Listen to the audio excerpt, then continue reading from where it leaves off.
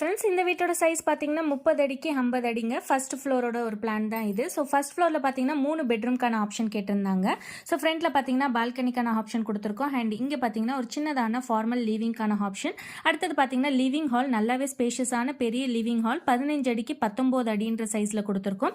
So இங்கேருந்து living ஹால்லேருந்து ஸ்ட்ரைட்டாக வந்தோம்னா கிச்சன் தாங்க. சி டைப் மாதிரியான ஸ்லாபுக்கான ஆப்ஷன் கொடுத்து gas stove, sink, fridge, washing machine and wash பேசனுக்கான பாயிண்ட், டைனிங் டேபிளுக்கான ஆப்ஷன் 15க்கு 11 சைஸ்ல கிச்சன் அண்ட் டைனிங் ரெண்டுமே சேர்த்து ஒரு ஆப்ஷனுக்கான கொடுத்துருக்கோம்.